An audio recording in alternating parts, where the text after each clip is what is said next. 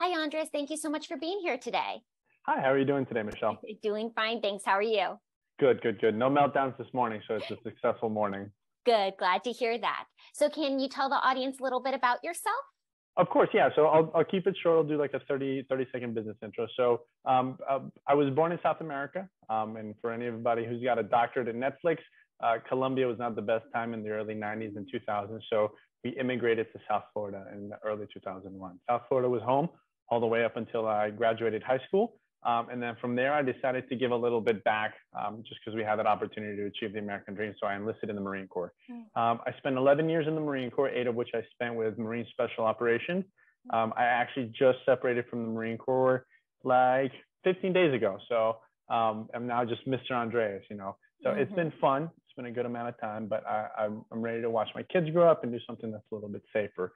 I got into real estate. Oddly enough, not because I like real estate, but because when I went to interview with my now at the time boss, Brian Britton, I showed up in business attire, very professional, resume in hand, and I walked into the office and he's got his feet up on a desk, kicked up with shorts, flip-flop, and a straw hat. The first thing he says, he's like, "Nice suit, man. You could have just worn shorts." So I was like, "I like this guy. I'm going to enjoy working with him." Yeah. But the interview was awesome. Brian is also a former Marine. Nate Shermer, our COO of the company, he is a previous Army grunt. So it's a very similar atmosphere to what I'm used to, but very like-minded individuals. You know, we believe in the needs of the team before the needs of the individual, and always doing the right thing, no matter how difficult or how hard it's going to be of a process. So immediately then and there, just those first couple minutes of conversation, I realized that working with Brian and the Tip of the Spear and Tip of the Spear real estate team, and with Keller Williams, Eric Ty, the manager of the branch in El Cajon, was there, that everybody understood me and I understood them. This is something where I felt like, okay, I can take off my uniform, put on a t-shirt or a suit or something, and feel like I'm having fun at what I do and not just 9 to 5 going into a cubicle and not enjoying myself. So I've been licensed since early May, and I've been working at 100 miles an hour to intake a whole brand new set of information. But it's really awesome, not only just helping people get that dream of buying and or selling a home, but just informing and educating people. That's the sales pitch I tell people. I hate the old, "Hey, I'm a real estate agent. Do you want to buy or sell a house with me?" I offer people education and information because that is so much more valuable than anything nowadays. So, what education should we know with a military mom specifically buying a home? What should military moms think about when buying a home? Gotcha. So like everything you're going to buy, you know, whether it's clothes, a home, you know, it's a big investment, right? It's hundreds of thousands of dollars that you're putting into a property. And the last thing you want to do is you want to come home and be like, "Oh, great, here we go.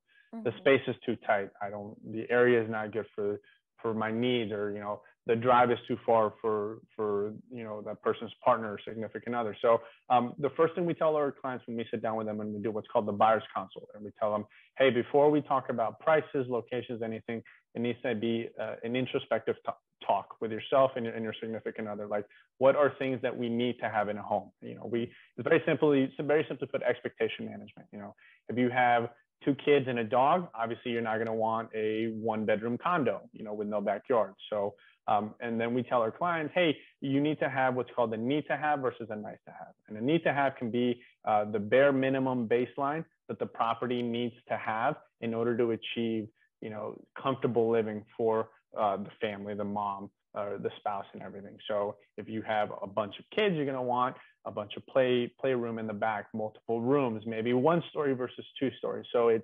if you don't know that coming into the console, that's fine. That's the way our consoles at Tip of the Spear are structured is we literally go line by line, like, "Okay, hey, how many rooms, Michelle, would you need to have in your home? You know, for you, your husband, and Liam, would you want 1 bedroom, 2 bedroom, 3 bedrooms? Okay, 3 bedroom is the minimum. What would be a nice to have? Okay, 4 to 5 bedrooms, great. But I'm not going to send you any properties that are under 3 bedrooms because you're going to tell me like, "Hey, we talked about this." Yeah. Same thing goes for bathrooms, square footage, you know, appliances, garages. We try to think of everything. That way you don't have to worry about like, "Okay, am I missing something?" And then it's every agent's personal experience. I will ask people like, "Okay, hey, do you want a house that's facing north to south or east to west?" Because most people don't realize, an east to west facing house gets a little bit more sunlight than a north to south facing house, just Oh, because that's of a the way good the sun rises. question. And that always blows people's mind. They never thought about it, but it's just little small details like that. Like I, for example, I'm a big fan of natural lighting. So I would love a north to south facing house. That way all the windows on the sides of the property get sunlight both as the sun rises and the sun sets. So just little things like that. So if any of your viewers are thinking about like, okay, how do I buy a home? The first thing is, what am I looking into a dream home? And it doesn't need to be necessarily like, hey, we're going to buy this property, we're going to stay here for 30 years, and that's it. You know, we're going to pay the mortgage off, the kids can come back with the grandkids and everything. It can be as simple as like, okay, this is a temporary, we're going to live here 2 to 3 years, sell it, invest in a bigger home or a bigger property. But why spend 2 to 3 years living uncomfortably when you can meet a minimum set of criteria and requirements to be comfortable? So how long does that initial consult take? It sounds like it's a really in-depth conversation that takes a lot of your time. It is. And so we try to advertise 1 to 1.5 hours. However, I did have a consult with some potential clients where we were there for 3.5 hours. And it wasn't so much as it took time. It's just they had a plethora of questions, and that's fine. You know, I would rather sit there for 3 hours. We're like, hey, you know, let's pick it up tomorrow, or let's go grab some coffee. Let's go stretch our legs. And, you know, you finish the consult with no questions, a warm and fuzzy of the entire A through Z process. You know that your needs are being met and listened to, and you feel comfortable working with that agent. Then like, hey, let's get you in and out, sign this on the dotted line. And then in a month, you're going to give me my commission check. You know, that's not how we work in tip of the spear. And I would caution anybody who has spoken with a real estate agent that if they feel less like a team member and more like a commission check, that real estate agent doesn't really care for your needs and wants, you know? Yeah. And that's so important because buying a home is a life stressor. So when we're stressed, our brain releases cortisol. And with that prolonged cortisol exposure, it can actually make us sick. So by having that first initial consult where you're like, okay, like this person hears me, they know what I need, that is so important when buying a home, because stressors are not only negatives. Also, buying a home, a lot of people look forward to it. They save for it. It's part of their dream. But it still can be stressful. And imagine being disappointed in something that you have invested an enormous amount of money into, and then you're like, okay, well, this was a mistake. Now we need to go through the entire process of finding a new real estate agent, you know, moving again and everything. So it's crazy. And the big one you said is being heard and listened to. So at tip of the spear, you know, everyone on the team is either a veteran or Hillary, one of our team members, Hillary Lackman, she is married to a Navy active duty member. So we all understand the process of PCSing, moving around the world, you know, having to pick up and go every couple of years. So we specialize with veteran and active duty families, and we also deal with you know, everyone under the sun. But we understand when you are calling us from the East Coast saying like, hey, my husband and I are PCSing, or my partner and I are PCSing, in 2 months we need help. You know, we have this for a loan, we have this for needs. Can you guys make it happen? Absolutely. So we also facilitate that to families that aren't, you know, hey, I know you're down in Chula Vista. Can we meet wherever you're looking at in Temecula for a showing? You know, so and I do that for a client that or a family that I'm working with. They live all the way in East San Diego, but they're looking for properties in Riverside. Instead of making them drive 2 hours a day, I take the time to drive up to Riverside County. I do virtual showings, and I make that process a little bit easier for them, because as a subject matter expert, that's my job. You know? It shouldn't be the job of the client to become familiar with the real estate market. It should be the job of the agent to ease them into the real estate market. So are there any special programs that makes it less stressful or more doable for military families when buying a home? Yes. Okay. So short answer is yes. The long answer, and it can get a little bit complicated, is, for example, in terms of financing, there is the VA home loan. And I recently learned this after working with our lending partners, is the VA home loan is not just one thing like, hey, Stamp, you get a VA home loan. There is VA construction loans. There is VA agricultural loans. There is a VA loan for just about any real estate need that you could think of under the sun. One of my prior teammates who he's stationed in the East Coast, he's getting ready to come back out to the West Coast when he separates. He wants to buy farmland to farm and have, you know, a lot of acres. So he was looking in the conventional loan, and I was like, hey, you know, Joe, why don't you look at a VA agricultural loan program? Because that means he can develop agricultural land, massive amount of land for agricultural needs. versus having to go conventional.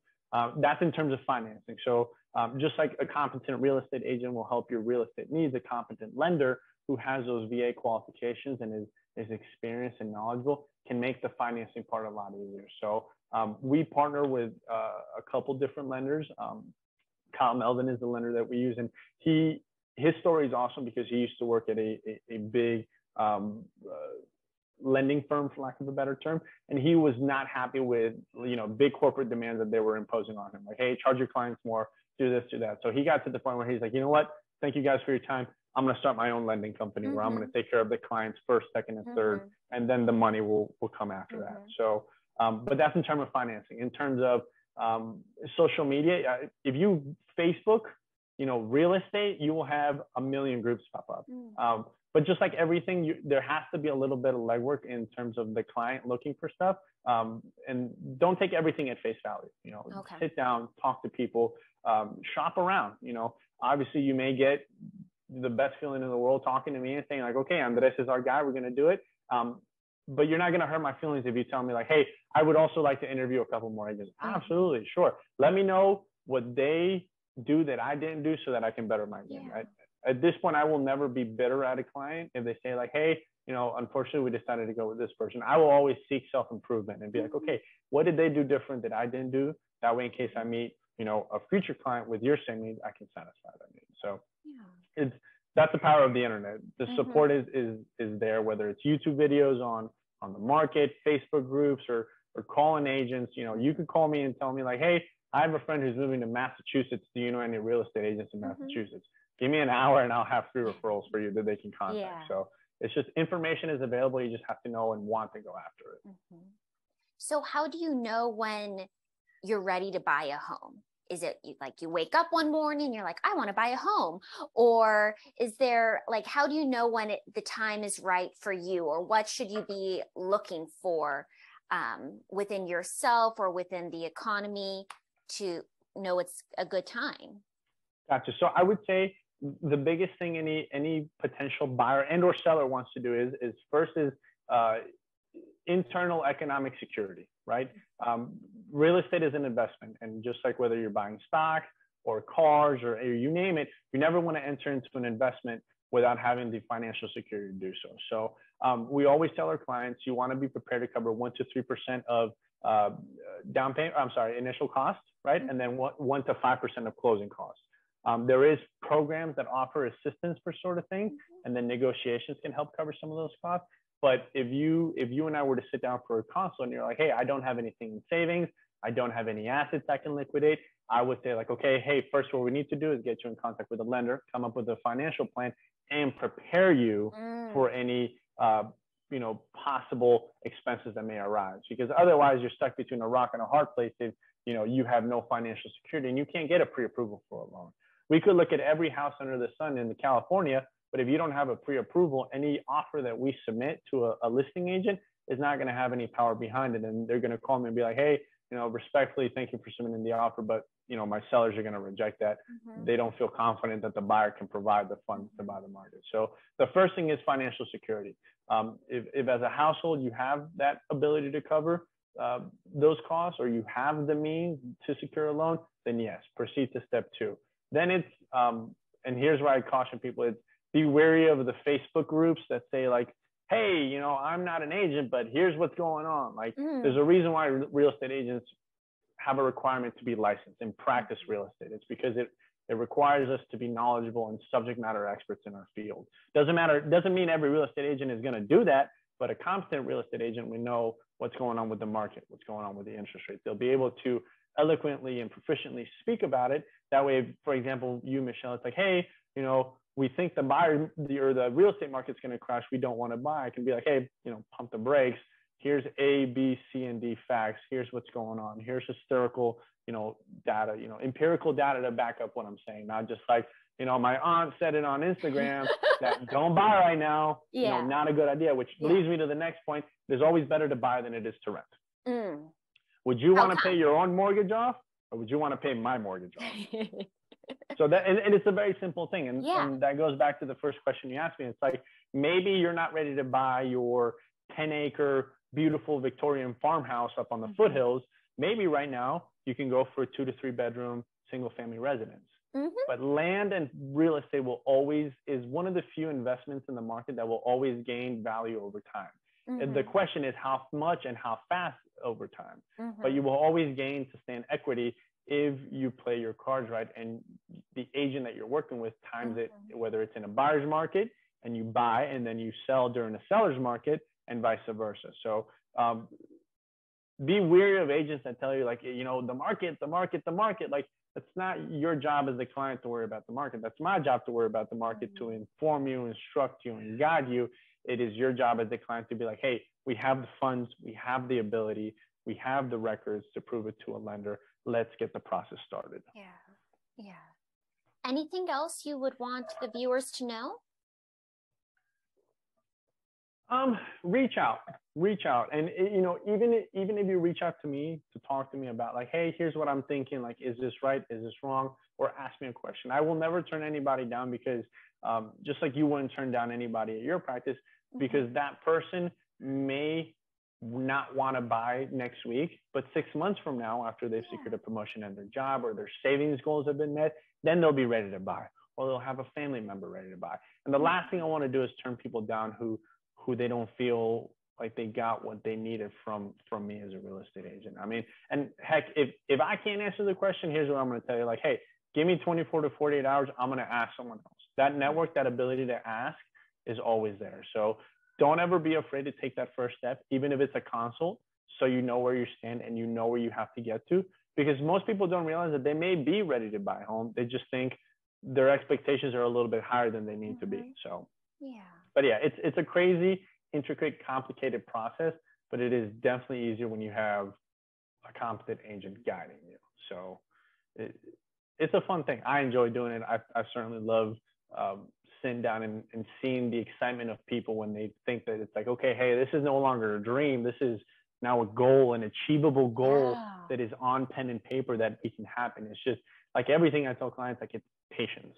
We're talking about moving hundreds of thousands of dollars from a bank to another bank through a bunch of people to coordinate and negotiate. So it takes time and patience, but it's an awesome process. Well, thank you so much for what you do. And to find Andreas' contact information, please look in the description below, and to learn more about him and how to contact him. And if you haven't yet subscribed to Mind and Body Pilates, a wellness approach, please do so by clicking on the logo below. It's free. It lets me know that you like what we're doing, and we appreciate the support. Thank you.